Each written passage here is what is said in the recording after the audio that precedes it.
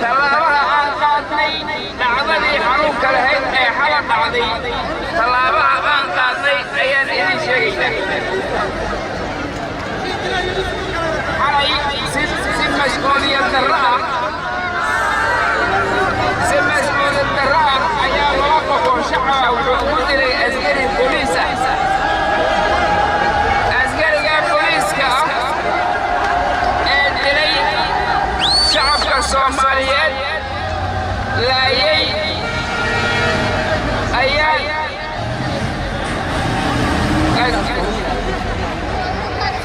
fawdada daaya walaalayaal fawdada daaya fawdada hala daayo aan ismaqalno fawdada hala daayo aan ismaqalno fawdada hala daayo askariga dilay dadka waxaa loo qaaday xabsiga ayaa loo qaaday arrintaasna waa loo daba taagan yahay ciddii amartay iyo isagaba tallaabo cad ayaa dowladdu ka qaadaysaa adinka mas'uuliyiintii dadka la dilay aniga ii imaanayaan ayagaa maxkamadaynaya ninka dhibka dhigay ayagaa maxkamadaynaya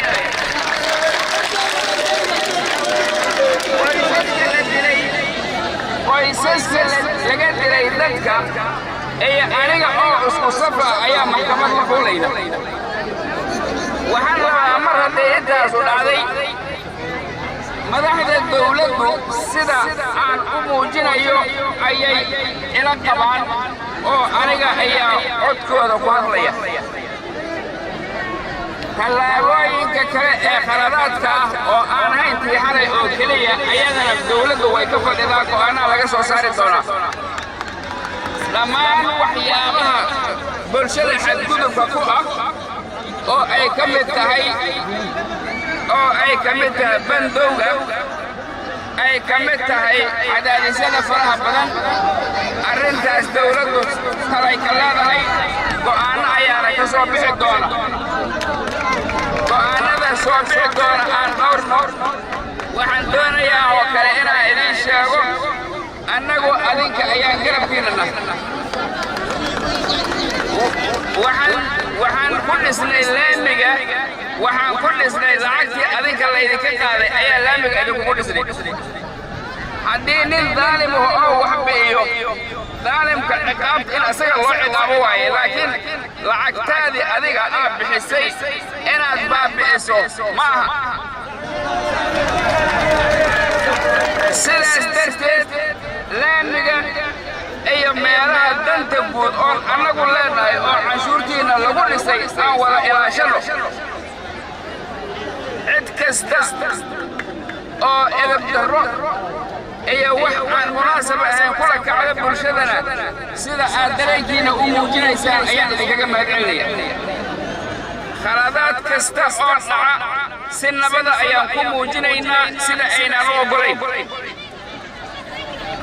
haddana annagoo muujinayna dareenkeenna ayaa haddana waxaa loo baahan yahay inaan magaaladan annaga magaaladeenni ah ee burburka ka soo kabanaysa inaanaan burbur u soo celin oo aan taxaddirkeeda la'aanno waxaad ogtihiin burbur in laga soo kabanayo dadaallo badan ayaa loo maray in burburkaas laga yimaado wiilal badan oo idinka mid ah wax yaraa ismaqasho raalli hada dhalinyaro raalli hada bandowga waan ka hadlayaa waan ka hadlay bandowga waan ka hadlay aan ku celiyo mar kale dhegaysta bandowga aamusa hayda la hadla dhegaysta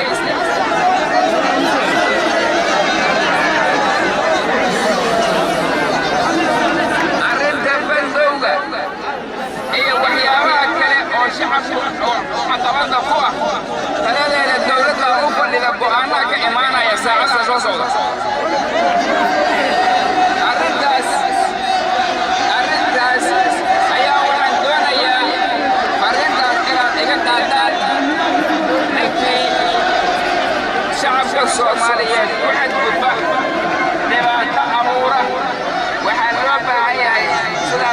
موجسان دريقين إلى موجسان شعب هي الدولة وكون صفرنا هاي موادن أو الصوماليات للدلو أو الغفل بالكيس waxaad ogtihiin cadow aan nahaya cudur ayaan nahaya cadow ayaan nahaya ma ahan inaan dil kale ugu sii darro dadka Soomaaliyeed arrintaas waa arrin aan aad uga xunnahay waa arrin aan looga hari doonin qofka sameeyey waa arrin loo maxkamadayn doono ehelada dadka la dilayna waxaan doonayaa in la ila soo xiriiriyo oo maamulka degmada oo ii keeno haddii rabbi idmo si aan u wada maxkamadayno intaasaa raba inaan idin iraado barnaamijyadii